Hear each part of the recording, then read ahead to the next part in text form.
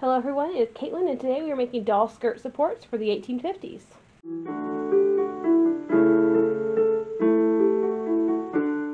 Alright, we have a bit of an easy project today, at least with the petticoats. So we're going to start on the doll petticoats.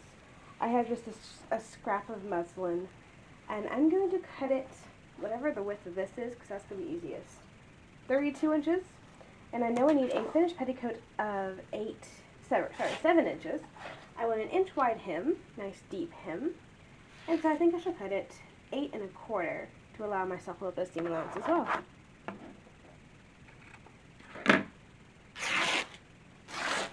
Now I shall sew this together, and this will be the top, so I'll leave a little bit, possibly around 2.5 inches, I think, possibly 3, yeah, let's go with 3 inches that are not sewn.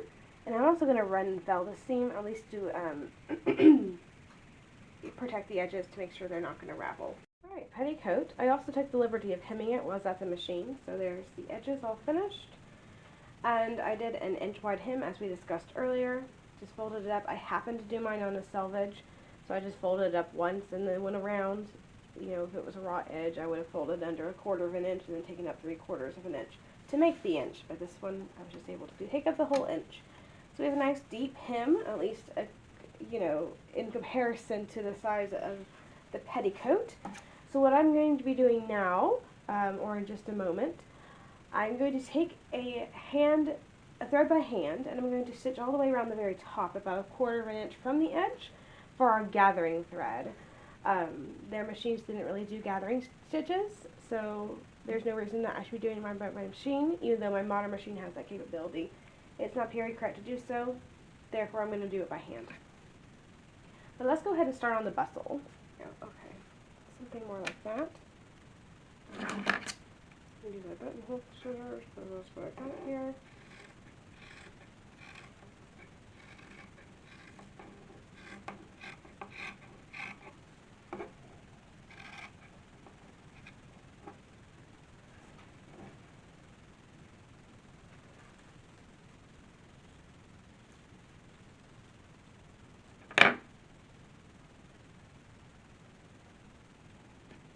Oops, I went in a little bit. That's okay though. Okay. I think that'll be fine. I'm going to stitch from here up and around. I do need to have some sort of ties. Oh, let us see. Oops. This'll work. Let's cut 2-inch ties. Should be more than enough. That's not enough for a bow. I'm going to use 1/4 inch seam allowances. And I think in the pattern I shall make that come out straight. But I'm going to stitch that around, leaving an opening about 2 inches wide, and we'll stuff it in just a moment. Alright, so I've sewn this together. I've also fixed the ends that I put in wrong at first. We're going to turn this little thing inside out.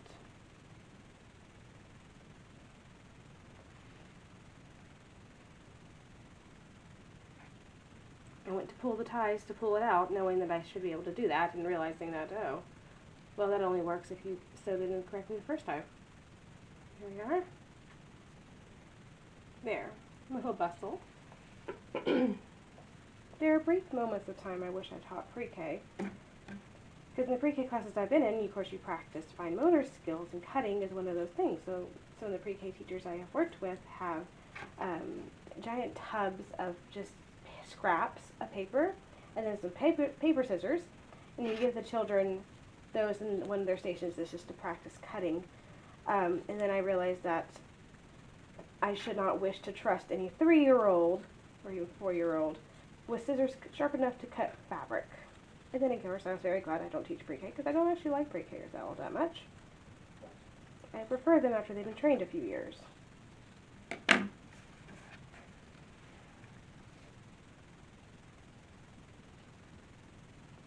We're going to stuff these inside here.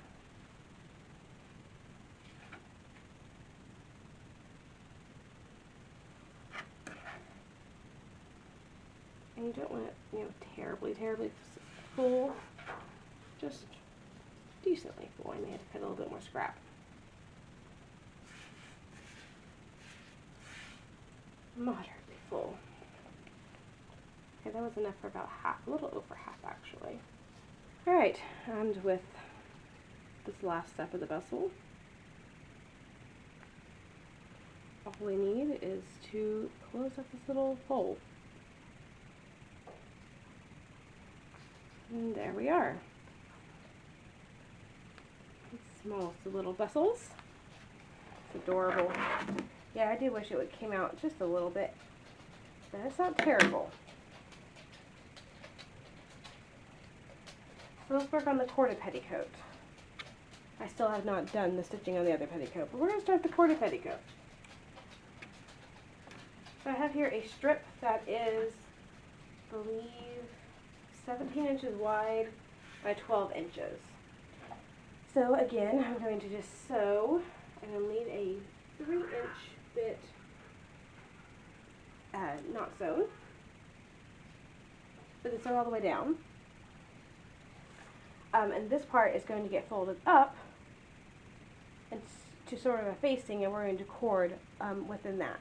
Alright, here we are with the petticoat sewn together, and then I just folded up the edge maybe about 1/4 of an inch, and then about 3.5 inches from there. So I want an 8-inch petticoat this time. About 1 inch longer than the last one. Okay, it's a bit longer, it's an 8 1/4, but that's okay. Actually, that's perfect because I've taken a 1/4 inch seam allowance. I knew that. So I'm going to use peaches and cream yarn for my cording. So basically, I'm going to put a zipper foot into my machine. Oops.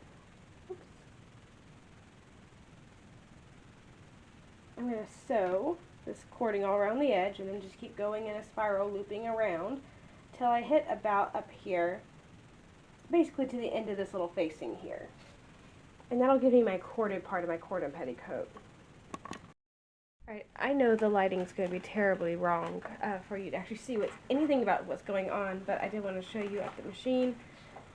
I have done 1, 2, 3, 4, 5 rows. I think I only have another 5 rows left in me before I throw this project away. So we're going to just do 10 rows today.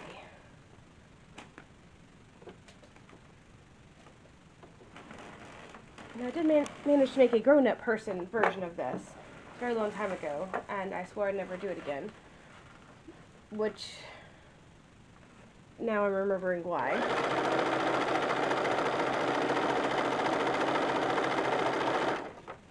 It's such tedious work. And then to get the yarn exactly where it needs to be, and it's much easier on a doll-sized piece, because normally I'd be stuffing this yarn through, a good bit, 20 inch or so piece, and this is just so much easier just to take the 2 inches and get the yarn where it needs to be, but it's still irritating me.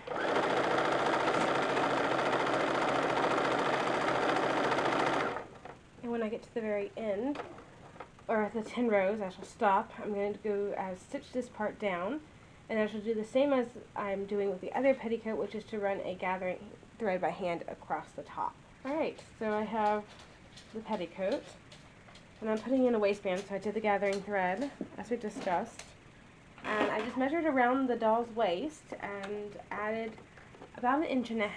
So for the turn under, and then of course the overlap, and a little bit of ease, it worked out to be about 1.5 inches. So that's what I've added to the waistband. I cut a waistband, it just happened to be like 10 inches. So 10-inch waistband, put it to this, and now I'm stitching the waistband onto the skirt.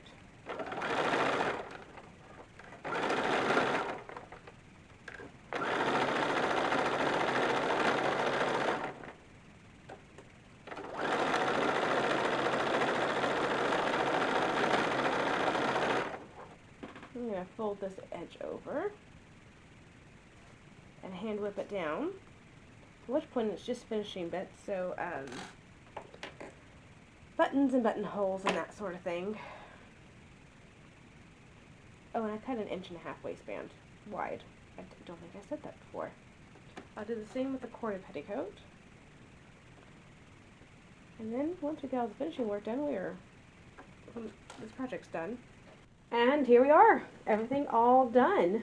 Yeah, and there's Elizabeth in her underwear. So I guess I can go ahead and put it on. I think if I were to do it again, I would make this a little bit narrower and make this 2 inches wider, I think, and this a little longer. So when I make the pattern, though, I will make that a little bit more spooned off, I suppose. But for now, it's good. Let's go ahead and get her petticoats on her.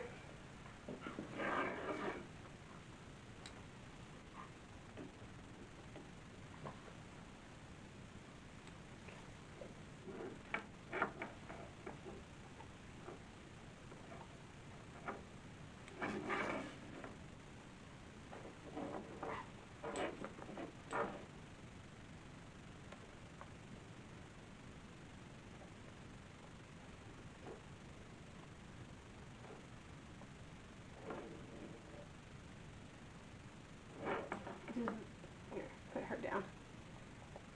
Buttonhole fits. It's just, it is very cold, and I just came out from working with the chickens, so my fingers are half frozen.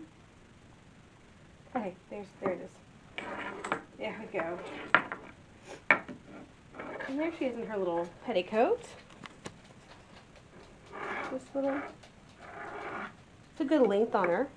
Really, that's very poofy and on its own. It almost doesn't need a corded petticoat. It's just a very poofy little skirt. But yeah, it's a good length, around the length of her drawers. Let's put on her little bustle, which ties on.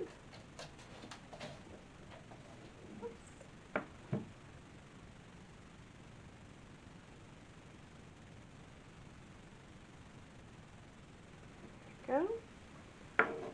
And there it is. Really kind of does need to be pulled down a little. There we go. So now, skirt and bustle. And corded petticoat.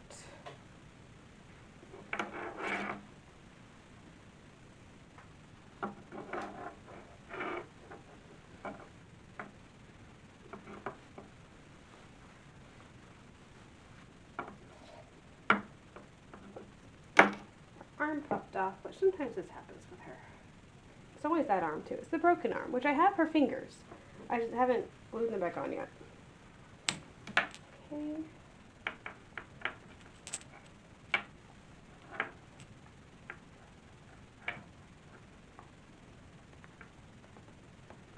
There we go. So now that's the length on her. Again, probably could have used about 2 more inches, but I'm not going to redo it this time. I may, in a couple of years, redo it for her. And there's the back with her little bit of a bustle right here. So yeah. Set her down. There's her skirt support. So next month we're going to work on petticoats. The ones that go over the corded petty, that's the ones we're going to work on. I think we're going to do a pretty tucked one, and maybe one with embroidery on it. I don't think I'm going to be doing that by hand, but probably just a piece of white work that we can put on there. We'll figure it out when we get to it. But for now, she has skirt supports. We're slowly dressing her out. So I think after her petticoats get done, or her underskirts get done, then really it's just the dress after that. So we're almost to clothing, which is kind of awesome. But there you go. So I hope you enjoyed the video. If you do, please like and subscribe to the channel. We do dolls once a month. Normally we do, big person sized clothing, but for the 19th century, most of the 19th century at this point, 1820s to 1880s, but really focusing in on the 30s to the 50s. And so this is kind of, right in the middle there, the 1850s. We do some of that for big people size stuff too. So we'd love to have you around if you're interested in that sort of thing.